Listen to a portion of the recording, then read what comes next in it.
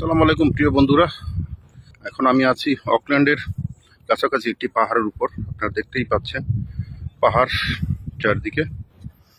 অকল্যান্ডে যে আপনার নিউজিল্যান্ডে যে কটি আগ্নেয়গিরি ছিল বা আছে, সেটির একটি কাছাকাছি আমি বর্তমানে অবস্থান করছি। আপনাদেরকে দেখানোর জন্য এখানে আমি ভিডিও করছি এবং আপনাদেরকে দেখানোর চেষ্টা করছি। দেখতে পাচ্ছেন যে বিশাল গর্ত, সেই গর্তটি হচ্ছে এখান থেকে যে আগ্নেয়গিরি সৃষ্টি হয়েছে শত শত বছর পূর্বে, সেটির কালের সাক্ষী হয়ে এই গর্তটি এখনো এখানে আছে। আপনারা দেখতে পাচ্ছেন এখানে দেশি বিদেশি বিভিন্ন পর্যটক এখানে এসেছে, তারাও দেখছে, আমরাও সেই সাথে দেখছি।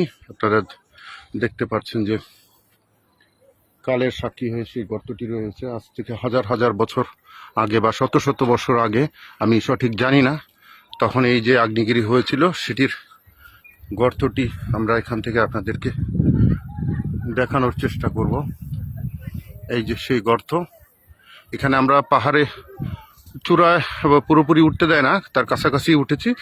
সেখানে আমরা গাড়ি নিয়ে ওঠার সময় পাহাড়ের দুই পাশে যে উঠার যে পথ করে দিয়েছে, সেই পথগুলো বড় বড় পাথর দিয়ে, সেটি আমি হাতিয়ে দেখার চেষ্টা করলাম এবং অনুভব করলাম যে এখান থেকে যে আগ্নেয়গিরি হয়েছিল, সেই আগ্নেয়গিরির লাভার যে থেকে যে সৃষ্ট পাথরের মতো যে এগুলো, সেগুলো দিয়ে এখানে পথ করে দেওয়া হয়েছে। অনেক কটি আগ্নেয়গিরির যে কূপ সেগুলো আছে, তার মধ্যে অন্যতম এটি অকল্যান্ডে অবস্থিত।